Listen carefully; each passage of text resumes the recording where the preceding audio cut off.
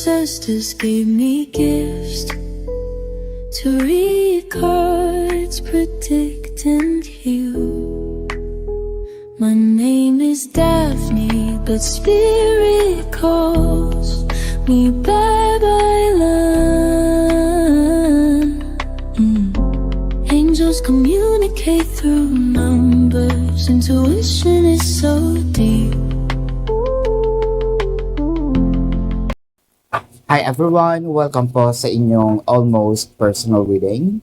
I want you to know that this is a general reading, so you may resonate po sa buong reading na ito or baka konti lamang, so take what's only yours. I also want you to know that this is a timeless reading. So kung kailan nyo po ito mapanood, the message is meant to find you. No? Tignan natin kung ano po ang nangyayari sa inyong relationship. The Page of Wands, followed by the Ten of Pentacles, and the Strength card. Ayan. So nakikita natin dito na merong mga pagbabago, no? Parang ayaw pa muna. Meron dito parang nagpapakipot, no? Someone is approaching the other person, but parang pakiwari kung gusto naman. Kailangan lang na habulin ng kaunti. Kailangan lang na medyo, sabihin nating, magpakita pa ng kaunting effort. Siguro, ganito ang nangyayari. Gusto kita. Kunyari, ikaw yung nag-a-approach sa akin. Gusto kita, kaso nakukulangan kasi, hindi naman porket gusto kita, bibigay ako agad. No? Hindi naman porket mahalaga ka sa akin or meron ako nararamdaman sa iyo, tayo na agad. So meron dito may pagkaano, no, dalagang Pilipina. Meron dito papahabol, nagpapakipot ng kaunti. I want a little more effort. Ayan. Baka kasi traditional, no? Baka traditional ito taong ito. Baka kailangan mo kung pagsibak ng kahoy, hindi naman siguro. Haranahin, ayan.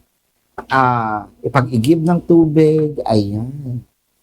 Pero, meron na ditong feelings. So, with the King of Wands, the Queen of Wands, and the Nine of Pentacles, parang feeling ko nga, nagpapakipot lang na ayaw pa muna ng commitment. So, sabihin natin meron kayong mutual understanding. Ayan. The King and Queen of Wands are here.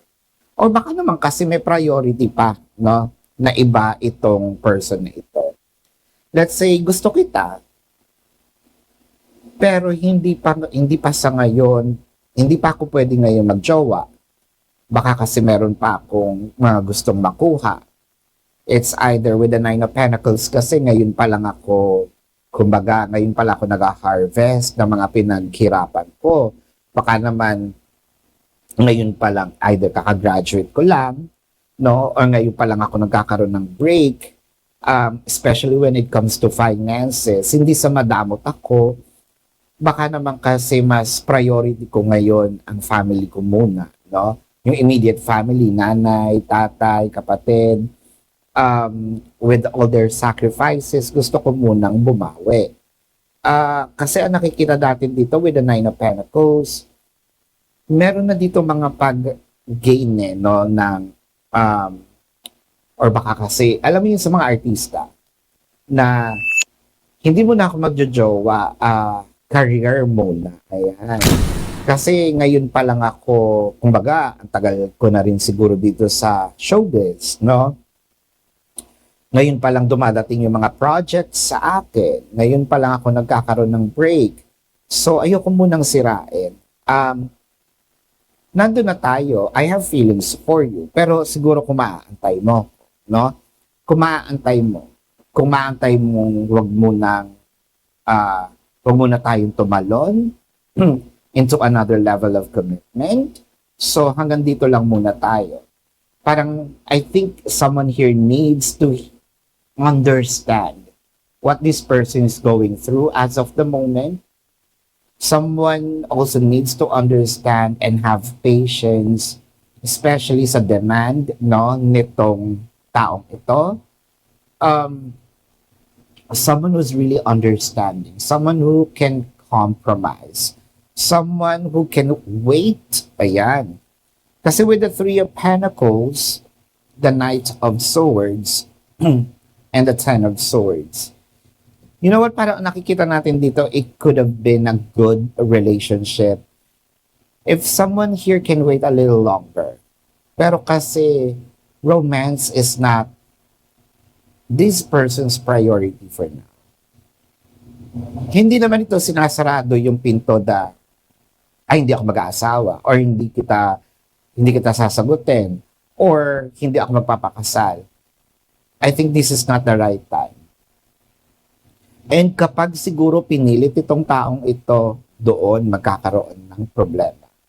Doon magkakaroon ng, I think I need to turn my back on this relationship or connection, or I need to set you free. No, kasi kung hindi mo ako maantay, ayoko naman ding patagalin yung agony mo of waiting. Baka ikaw madaling-madali ka na, no? I'm going to let you go kahit may nararamdaman pa. The Ten of Swords is clarified by the Knight of Wands and the Knight of Pentacles. So, I feel like medyo mahabang panahon ang kinakailangan nitong taong ito bago siya mag-commit. Magko-commit din naman. Ngayon nga lang, that depends on the other side. If you have that patience to wait for me, no? Parang ganon. Kasi sa dami ng priority, parang ihuhuli ko muna yung sarili kong saya. Parang family first, or my priority first, my career first, my finances first, and then comes after the romance, no? So, yeah, this is your reading. Baka ikaw ito, no? Let's check the zodiac sign of the person. Pero bago yan, kung gusto niyo pong, kung kayo nakaka-resonate, let me know sa comment section. Kung meron po kayong mga tanong sa reading na ito, sa description box po, there is a link. Click the link, you're gonna be routed to my website. Nandun po yung name, number, QR code, amount per question. Take advantage of the 4 questions plus 1 kasi discounted po iyon. And kung meron po kayong, kung gusto niyo ng personal reading, nandun din po, no? So let's check now the zodiac sign of the person. This can be their sun sign or a placement in their chart. Siyempre, reading mo to, lalabas din ang inyong zodiac sign, if not placement ng in chart. I am seeing Capricorn, Aquarius,